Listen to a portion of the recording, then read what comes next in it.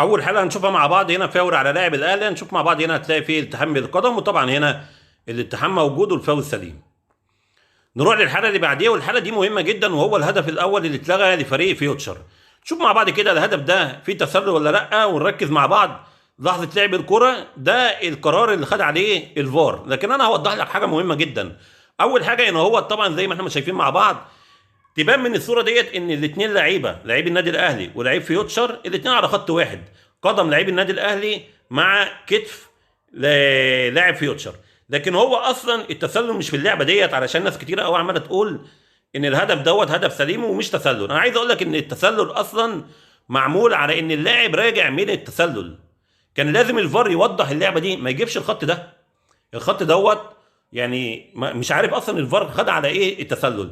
هنا اللاعب راجع من التسلل، وطبعا قرار ان الحكم يحسب ان الهدف ده تسلل قرار سليم. حكم الرايه هو اللي حسب اللعبه دي على ان اللاعب راجع من منطقه التسلل زي ما احنا شايفين مع بعض.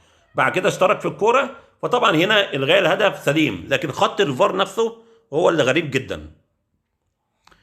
نروح للحاله اللي بعديها، وهو الهدف بتاع النادي الاهلي اللي اتلغى. نشوف مع بعض كده لحظه لعب الكوره. هتلاقي اللاعب بتاع النادي الاهلي اللي انا معلم عليه دوت سابق بالقدم. بص على الخط الاحمر، هتلاقيه سابق اللاعب برضو اللي انا معلم عليه بتاع فيوتشر، اخر لاعب في فريق فيوتشر. وطبعا هنا الغاء الهدف قرار سليم من حكم الفار.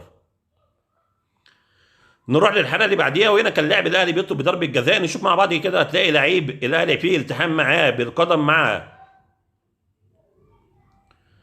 نروح للحاله اللي بعديها، وهنا كان لاعب الاهلي بيطلب بضربه جزاء. نشوف مع بعض كده، هتلاقي فيه التحام مع لاعبي النادي الاهلي، وهنا الفار ما اتدخلش والحكم ما حسبش حاجه. والاغرب منهم هما الاثنين ان كمان المخرج ما رضيش يعيد اللقطه ديت. وحاجه غريبه جدا، يعني اللقطه اللي ما تعيدهاش اكيد هيبقى فيها شك كبير جدا ان ممكن يبقى فيها ضربه جزاء والحكم ما حسبهاش.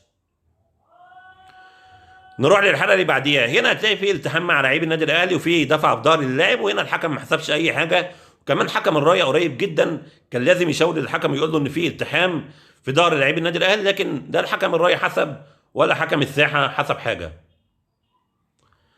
نروح للحاله اللي بعديها، هنا فاول على لعيب فيوتشر. نشوف مع بعض، هتلاقي اللاعب بيستخدم اليد، وطبعا هنا استخدام اليد موجود والفاول سليم. نروح للحاله اللي بعديها، هنا هتلاقي في تدخل بقوه من لاعب فيوتشر على قدم لاعبي النادي الاهلي.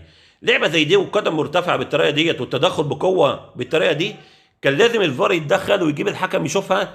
لان لعبه زي دي يعني ان انت تحسب فاول وتدي اللاعب انذار، انا شايف ان هي قليل جدا. هنا في تدخل بقوه، التهور موجود، كان لازم الفار يتدخل ويجيب الحكم يشوف اللعبه ديت. نروح للحاله اللي بعديها، وهنا كان لاعب الاهلي بيطلب بضربه جزاء. نشوف مع بعض هل الكره جت في اليد ولا لا. زي ما احنا شايفين مع بعض، هنا الكره جايه في قدم لعيب فيوتشر، طبعا ما فيش ضربه جزاء. لكن هنا بقى المخرج عادها.